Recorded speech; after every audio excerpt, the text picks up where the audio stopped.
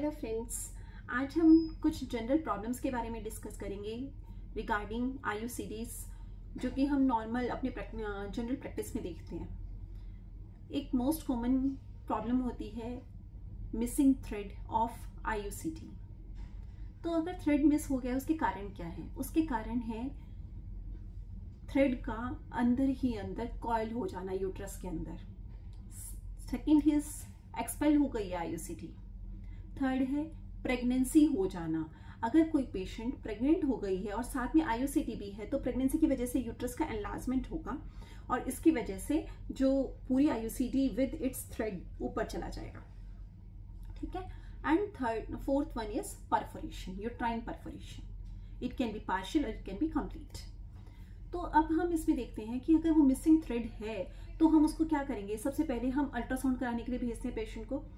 Ultrasound कराएंगे, ultrasound पे आपको दिख जाएगी, क्योंकि रेडियो ओपेक उसमें कंटेंट होता है बेरियम सल्फेट का आईयूसीडी में। फॉर कॉपर-टी 380A में बेरियम सल्फेट होता है, तो जो उसे रेडियो ओपेक बना देता है, तो उसमें दिख जाएगी। या फिर हम उसके एक्सरे कराते हैं तो उसमें भी दिख जाती है। तो वो आपको मिल गया, आपको पता चल गया कि हाँ उसमें आईयूसीडी है, लेकिन वो या तो थ्रेड अंदर कॉइल कर गया। जब कॉइल कर गया है थ्रेड, तो क्या करेंगे आप? या तो उसको उसी प्लेस पे छोड़ देंगे, वैसे ही छोड़ देंगे, या फिर क्या करेंगे, हम hysteroscopic guided removal of IUCD कर देंगे with the help of artery forceps और शिरोडकार्स हुक। ठीक है। अब हमने पहला केस पढ़ा था, या तो प्रेगनेंसी हो तो वो तो रूल आउट हो ही गई अल्ट्रासाउंड पे। अगर प्रेगनेंसी नहीं है, वो एक्सपेल हो गई है, तो का हमने देख लिया। तीसरा है कि वो कॉइल हो गया, कॉइल का हो गया, हमने क्या करना है वो हमने देख लिया।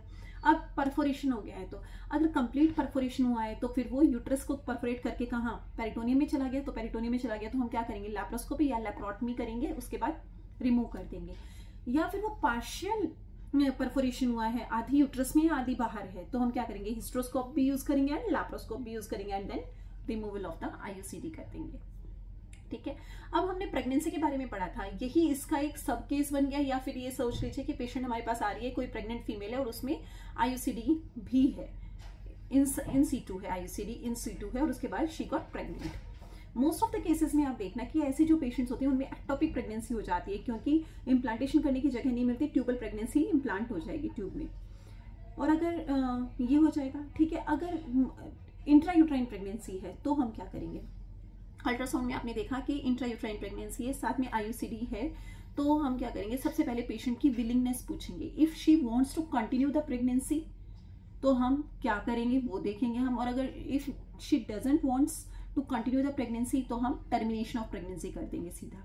टर्मिनेशन ऑफ प्रेगनेंसी करोगे तो कॉपर-टी भी रिमूव हो जाएगी अलॉन्ग विद द प्रेगनेंसी भी। और अगर पेशेंट प्रेग्नेंट है विद आईयूसीडी तो और वो कंटिन्यू करना चाहती है प्रेगनेंसी को, तो हम क्या करेंगे, तो हम देखेंगे कि अगर थ्रेड विजिबल है तो हम आईयूसीडी को रिमूव कर देंगे, और अगर थ्रेड विजिबल नहीं है तो हम प्रेगनेंसी को ऐसे ही कंटिन्यू करेंगे। लेकिन उसके भी कुछ रिस्क होते हैं।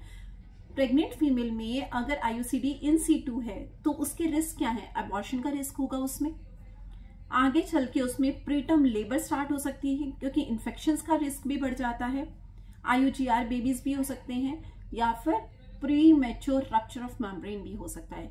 ये सब किस वजह से हो रहा है कि उसकी वजह से, आईयूसीडी की वजह से अंदर इन्फेक्शन के चांसेस बढ़ जाते हैं।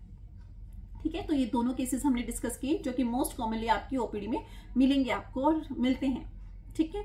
तो हम नेक्स्ट में पढ़ेंगे कि कॉन्ट्राइंडिकेशंस क्या है आईयूसीडी को यूज करने के लिए।